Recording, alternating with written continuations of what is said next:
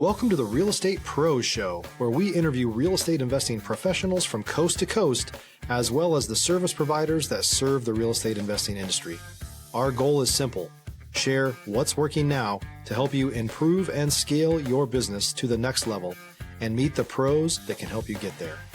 Real Estate Pros is powered by Investor Fuel, America's leader in helping real estate investors and professionals build the business you need to live the life you've always dreamed of. Let's start today's show.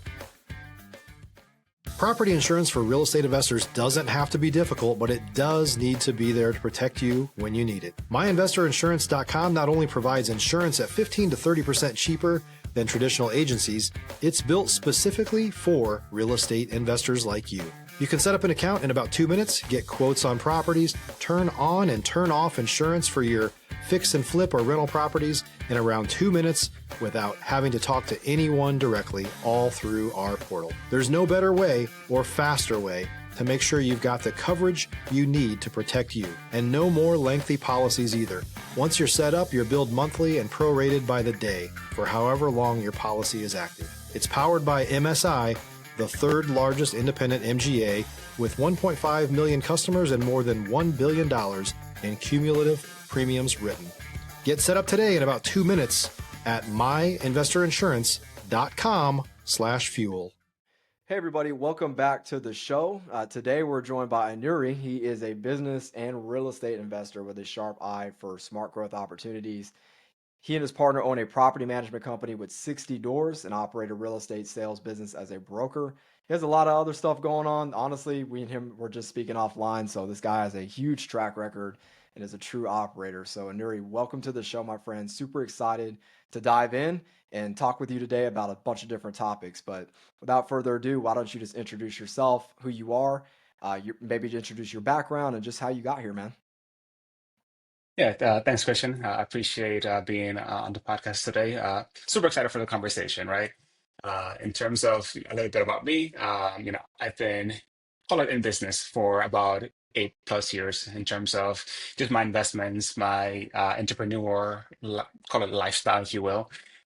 Prior to that, I was working corporate America for quite a while and decided that wasn't really it for me. Got to the point where I started as a real estate broker, just doing things on the side, early mornings, late nights. Got into investing, got into property management from there, and just listened to a lot of podcasts like this one. Read a lot of books that I heard in said podcast, and just tried to implement all I could until I got to the point where I can share what I've learned, and most importantly, at least what I think in terms of what are all the mistakes that I've made that you guys don't have to. I love that. I love that, man. Thank you for sharing. So, I mean, what inspired you in particular to, start investing in real estate in that vehicle class? And I mean, we were talking, right? I mean, you have 60 doors in your property management company. Why don't you share, where did that inspiration come from? Yeah, I'll say it was actually quite random and out of left field. It was me and my partner. We were driving up to just drop off his sister at her first day of college up in New York. And while we're driving up there, we saw a lot of signs of homes for sale, and we were thinking, well, why not try this? Why not try to buy a home here or two that she can stay in, she can help manage, and it'll be a good investment from that perspective. Um, that was not a good investment. A lot of things went wrong with that one. But Yeah. just that first trip just got us thinking about real estate, got us thinking about, well, we have this pool of funds that, we had both had pretty good jobs that we were saving.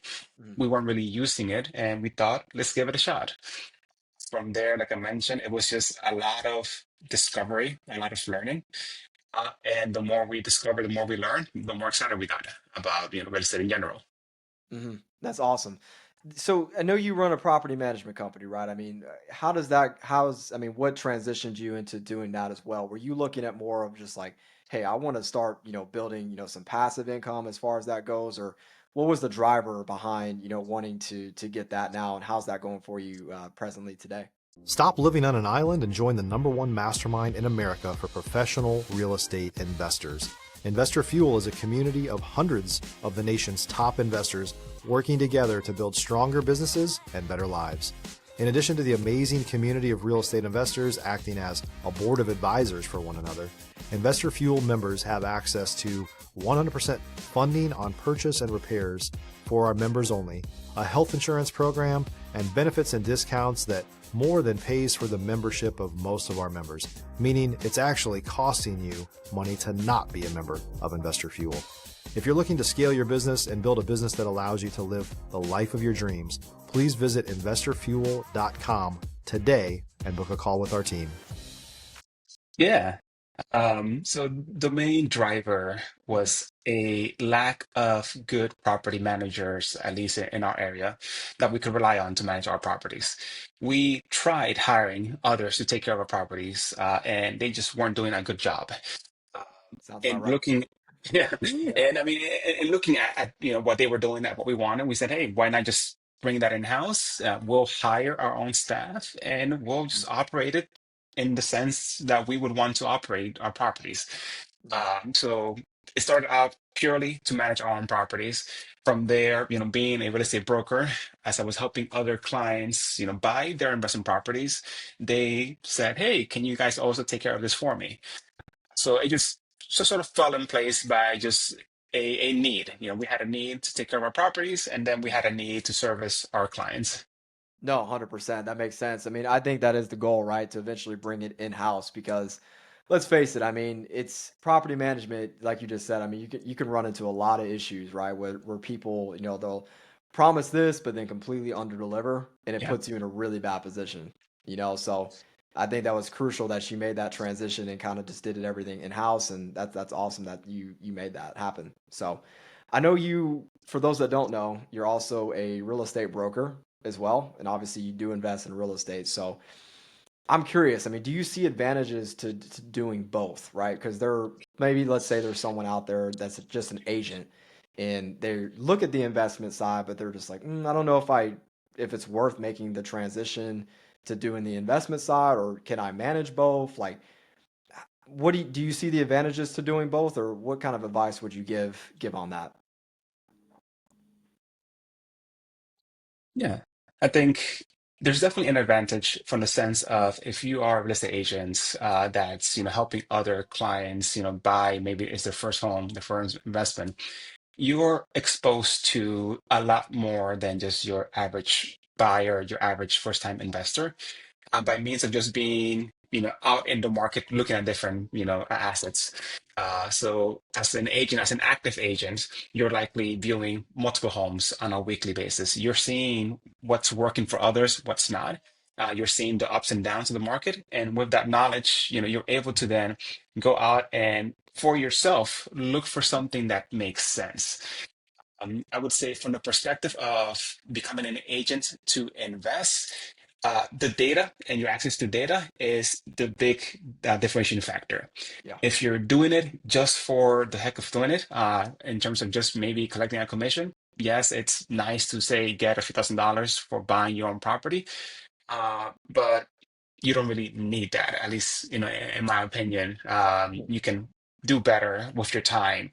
I think it's really comes down to if you're an agent, you have access to data that others don't. You have access to go view properties at your own time that that others may not be able to, and you have connections that you built in your network that will Mhm. help bring you deals down the line. So it's really a value add in terms of just those two things: having a network that keeps on growing as you interact with other agents, other Mhm. investors, and then having access to data that may not be available to just your everyday investor, where they would need somebody like you to be able to pull this up for them. Yeah, I love that. I really want to touch on that too. The big thing you said in there is relationships, right, and networking, and it's something that's completely free, right? And you can literally, there's Yep. no limit, there's no ceiling to how many relationships you can bring, and really, it is a lifeline to your business, right? So, I always urge anybody, focus on the relationships first. Don't focus on a transaction. Those people will feed you for life if you're able to, build and nurture those relationships over time, right? So I know Oh, you, 100%. yeah, I know you're now moved beyond, just real estate, and property management, but now you're acquiring businesses, right? For those that don't know, you run Minuteman Press, and then EnviroGreen. You're doing some other stuff as well. What motivated you to get into acquisition with buying businesses and running that as well? Why don't you talk about that? If you're looking for consistent, high quality leads, look no further than Investor Machine. Investor Machine isn't just another agency, it's the most sophisticated, data driven lead generation company on the planet for real estate investors, and serves the role of being not just a lead generator for your business, but a marketing partner that is helping you achieve your goals along the way. Go to investormachine.com to learn more and schedule a call with our team today.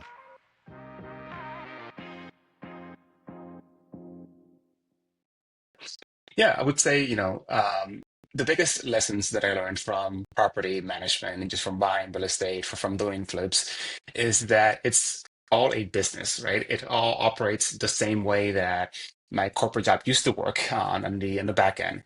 You're still running a P&L, you're having to manage people, and to the extent that you can learn to establish and operate systems, and to the extent that you can manage a balance sheet and a P&L, those skills transfer immensely over to just regular business acquisitions, and they operate the same way as you're buying a Hmm. property. A property is just another business, it's just located in one spot. And in thinking of it that way, and thinking about the relationships that we've built as real estate brokers with other investors, you know, for the most part, there's always at least there felt like there was a vacuum in our in our inner circle where we were getting presented with a lot of opportunities. We weren't really acting on it, and ultimately we said, well, why not? Why don't we just try this out in terms of acquiring a business that made sense to us for our current operations, and we plug that into our current infrastructure, and operate it the same way that we're running, our property management company, the same way that we're running our real estate team. And it just sort of worked. And from there, it's proven to be, something that we can rely on in terms of, times of, say, high interest or low inventory for acquisitions. We have something that can help, say, pay the bills, if you will, on the back end. Yeah, yeah. So I'm curious. I mean, how do you evaluate a business acquisition? When you were, going to Minuteman Press and Green, how did you evaluate to ensure that it was going to be, a strategic and a smart investment for you long term? Yeah. So, as I mentioned, when I look at say, a property to do a flip, Mhm. I'm looking at, what is the value that I can bring to that property? What improvements can I make to it? And then, what can that exit be on the other end? It's the same train of thought when it came to, any of the businesses that we acquired. We look at the current performance, what is happening in the business, how much revenue is it generating, how much money is it spending, and we really dive into the books to understand how does this operate. How many employees do they have? How many does it have an operator? Is the owner the one actually running the business on a day-to-day basis? And we like once we understand that and we understand just the big picture of the business, we look in terms of, well, what value adds can we bring to the table? What inefficiencies does this business have that I can solve with my own skill sets? Whether it's a matter of, reducing expenses, improving on marketing, improving on distribution. There's many things that, if you had a business that's been running for 20, 30 plus years, that at some point you just give up on, you don't really upgrade. And that's the piece that we target. And in doing so, I can see that if a business is making, let's say, like $1 million a year in revenue, but it's spending, 800,000 in marketing because it's doing a lot of, print marketing versus no online presence, uh, no modernization in terms of just how they acquire customers, then I know that that's a huge chunk of expense that I can convert into income later on by just, optimizing it. Wow. Yeah, that's incredible information that you're giving out. So I know you have partners involved, with the property management company and these companies, that you're running as well. I think this is always an important thing to ask and also just touch on because, partnerships, right? I think that you definitely got to choose who you marry, right? When it come to the business side of things. So, I mean, could you give any advice for, maybe, what do you look for exactly in a partner? What do people need to look out for? Because obviously, you have your strengths and your weaknesses, right? Your partner could be stronger on this side, maybe on the operations, maybe they're better at sales, things like that. So I'm curious just to get your thought process on those, as far as advice, and also, what do you look for inside of a partner? If you're a new or newer real estate investor looking to launch or grow your real estate investing business, please check out Investor Fuel Club. It's a coaching community, but unlike anything you've ever seen before. And you can actually partner with members of our mastermind from coast to coast on deals right in your market. There's no better opportunity to build a consistent business than to literally partner with pros to help you avoid costly mistakes, avoid the need for capital to do deals, and help you eliminate your fears as you're starting your business. Learn more about Investor Fuel Club at investorfuel.com/club. Yeah, 100%. I think it's definitely the way I see it. Partnership is just like another marriage. So it's Mhm. somebody that you have to be able to invest in yourself with long term. And it's somebody that you should date first before you go into a serious relationship long term, right? Something that, apart from the actual agreements, operating agreements, which are always crucial to have in any partnerships to, get down in terms of the terms that you guys will operate by when things go wrong, if they go wrong. What I look for is somebody that complements or supplements, what you bring to the table. Mhm. If you are great at finance, perhaps look for somebody that's good at running a business. If you are good at call it sales, then look for somebody that's good in terms of data, somebody that's your opposite, that can sort of fill in the gaps where you lack skills and that can teach you, those skills that you're missing, but that can do so in a way that you're happy to talk to this individual on a day-to-day basis. I mean, that you're happy to go on random trips with this person and just talk business and not, get on each other's nerves just because you don't match.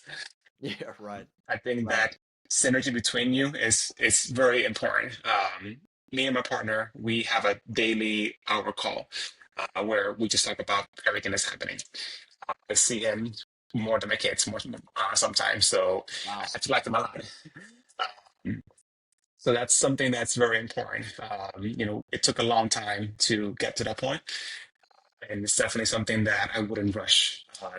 It's a big investment of not just money but time, Mhm. and getting the wrong partner can quickly derail your whole investments or operations. No, 100%. Like you just said, I mean, it's a second marriage, right? Mhm. So Yeah. you want to be careful when you're doing the pre-vetting process, and also just making sure, you're looking out for the next 20, 25 years. You got to look at that long-term vision. How is this going to play out? How do they respond to, fires that are happening in the business? You got to really check those things out, right? So I'm curious, how are you and your partner? I mean, you're managing multiple businesses at the same time, right? There's a big thing that people talk about, they say, quote unquote, they get burnout, right? The day to day, the grind. So I'm curious, I mean, do you believe in burnout for one? If not, why? And then also, how are you scaling these businesses, right? I mean, do you have the proper systems and operations in place, or, why don't you walk us through? I mean, how are you able to do this successfully while you're still on the real estate investor side, you're a broker? I mean, like I told you offline, I said, I think you got a clone or something, but as you said, your life revolves around the calendar. It's a lifesaver. So why don't Yeah. you expand on that? Yeah, I would say to answer your first question, there definitely is burnout. That is something that does happen, Mhm. but it can be managed, and you can avoid getting into that state. Burnout is, as I see it, a lack of planning and a reaction to a lack of systems and a lack of processes in place. When you don't have proper systems, when you don't have proper processes, when you're just reacting to whatever's happening next, Mhm. all of that stress just accumulates and it leads to burnout. So how do we manage that or avoid burnout is by having the proper systems, the proper just tactics that will make it so that you're not reacting, you're actually getting ahead of issues before they happen.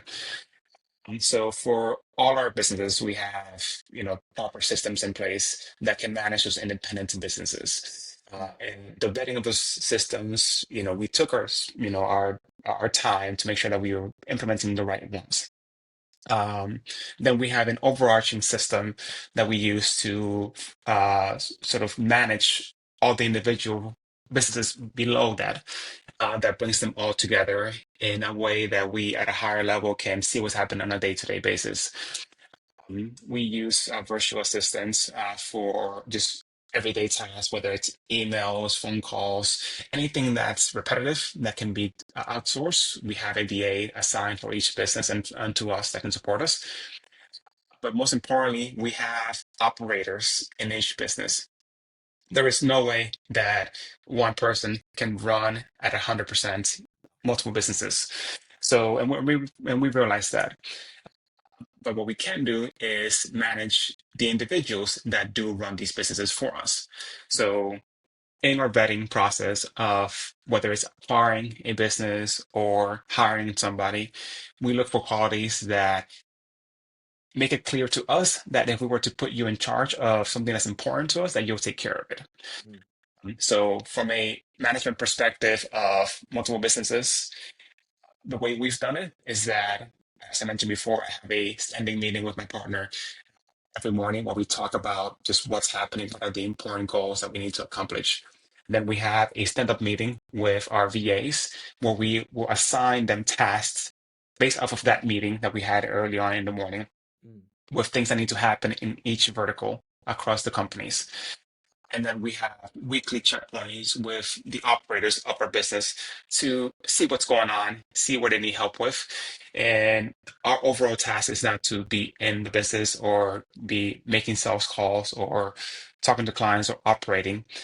Our main goal is to optimize and find the synergies amongst the multiple entities that we have and bring them together in a way that they can themselves do the best they can on a day to day.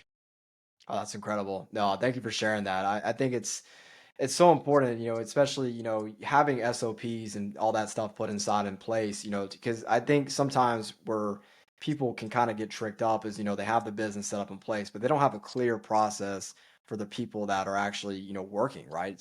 Especially a VA. They have to know the task at hand on what they're looking at so they can execute it properly, right? Because if you're just coming in blind without no, process or documents or really just any type of flow chart or any workaround on that, it's going to be pretty difficult, to optimize, right? And it's only going to set them back, right? So I think it's amazing how, you really take the time, when you have those systems and processes set up, and it's no wonder why it sounds like your businesses are pretty streamlined. So cool, man. What advice would you give to somebody, that wants to acquire a business, right? Because obviously, there are a lot of people out here that are probably going to listen and they don't, there's so much information out there. I mean, could you maybe just walk a person, obviously you don't have to explain everything, but where does someone need to go and what advice would you give on somebody looking to start their first business, if buying a business, an acquisition? Yeah, I would say there's definitely a lot of places where you can go out and find these businesses.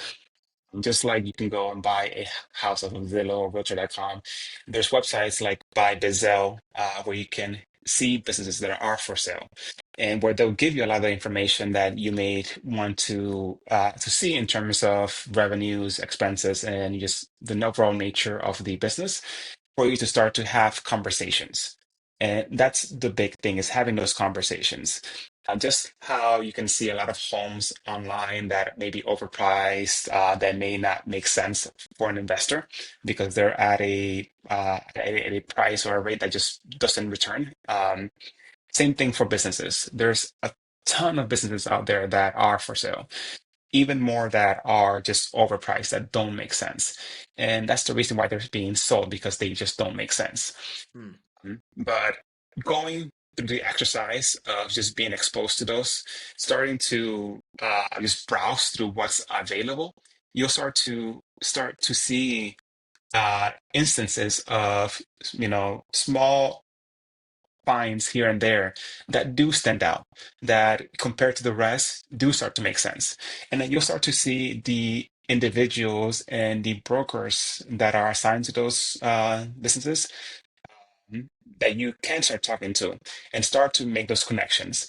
And like you said before, it's those connections that will lead you to find the ones that are actually profitable, that will actually make a return.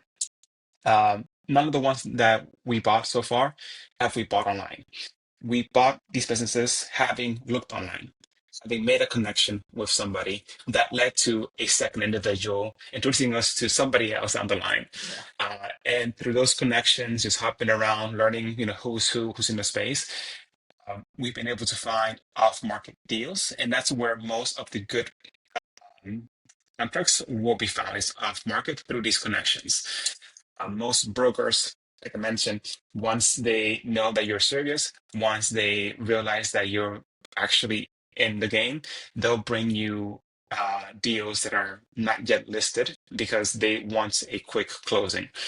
And that's something that's possible when it comes to business closings. You can close, whatever in days, depending on the industry that they're buying in. But it all goes down to the connections. If you make good connections, if you make and nurture those connections over time, they'll result in a lot of just positivity. 100%. You'll be fed for life, right? Continue to nurture. 100%.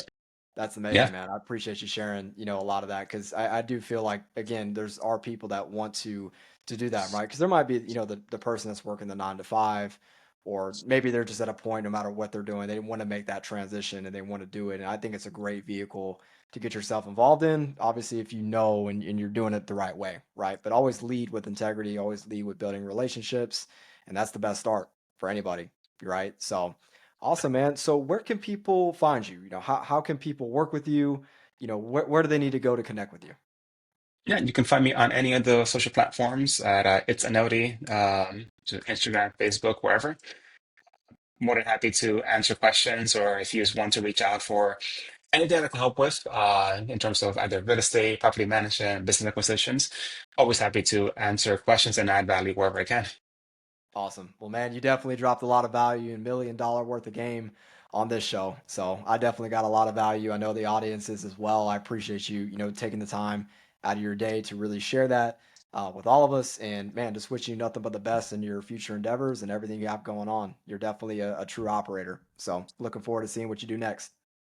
No, awesome. And again, I appreciate being on the podcast today. It's been fun and, hoping to do it again sometime. Of course, absolutely. Yeah, I wish we had more time because there's a lot more stuff I want to tap into as far as, spirituality, mindset, things like that. So we'll talk about that. Sure. Well, stay tuned, guys. We might have him on the podcast here soon again. Sounds Awesome. good. Awesome, man. Well, I appreciate you jumping on again, Awesome. my friend. I hope everyone enjoyed today's Yeah. show. I know I did. I know I got a lot of value, like I was just saying before. But guys, we will see you on the next episode as always. Take care, everybody. Thanks for joining us for today's Real Estate Pros Show. You can learn more about the amazing benefits of the Investor Fuel Mastermind community, including surrounding yourself with hundreds of other rock stars, 100% financing for your deals, and members-only discounts from vendors you're likely already using that, as a member of Investor Fuel, will save you more than the cost of your membership. Visit investorfuel.com to learn more. If you're interested in joining us as a guest of this show, please visit investorfuel.com/pros to apply. You can also check the show notes for access to free resources, how to get access to world-class lead generation, and much more. Don't forget to subscribe so you never miss another episode. Have a great day. We'll see you on the next show.